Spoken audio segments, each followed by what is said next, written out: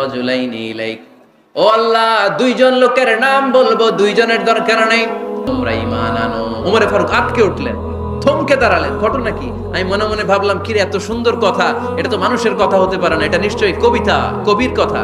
কিন্তু মুহাম্মদ এখন আবার পড়তেছে ওমা হুয়া বিকাউলি শাইর, এটা কোনো শায়েরের, কবির কথা নয়। কলিলাম মা তুমিনুন, অল্পই তোমরা ঈমান আনো। তার মানে আমার মনে যা চলে মুহাম্মদ এটা টের পায়। মুহাম্মদ গণক, নাউজুবিল্লাহ পড়বেন না? মুহাম্মদ অনেক বড় মাপের একজন গণক।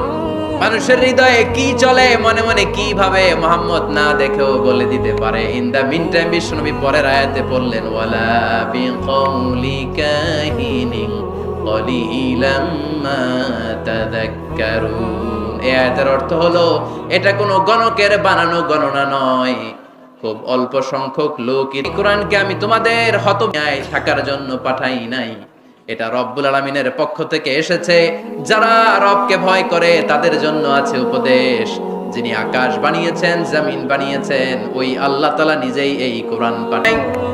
ওমর রাদিয়াল্লাহু তাআলা আনহুকে বলেন নাই, উসমান রাদিয়াল্লাহু তাআলা আনহু, আলী রাদিয়াল্লাহু তাআলা আনহু, আশারাতুল মুবাশশিরিন বিল জান্নাহ কোন সাহাবীকে বলেন নাই। শুধুমাত্র কেবলমাত্র একমাত্র হুযায়ফা ইবনুল ইয়ামান রাদিয়াল্লাহু তাআলা আনহুর কাছে মুনাফিকদের লিস্টে বিশ্বে দাঁড়ায় আছে।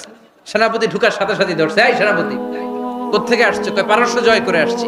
কয় এমন এমন দিন, জুমার দিন দুপুর বেলা যুদ্ধের মাঝখানে আমিরুল মুমিনিনের কণ্ঠের কোন কথাবার্তা শুনছো নাকি? সেনাপতি অবাক, কয় তোমরা জানলা কেমনে? শুনছি তো। সুবহানাল্লাহ পড়বেন না? আমরা যুদ্ধে একটা ভয়ঙ্কর অবস্থার মধ্যে ছিলাম, পেছন থেকে শত্রু আমাদেরকে আক্রমণ করতে শুরু করে দিল। একটা ওমর সবল আর দুর্বলের পার্থক্য দূর করে দিবে।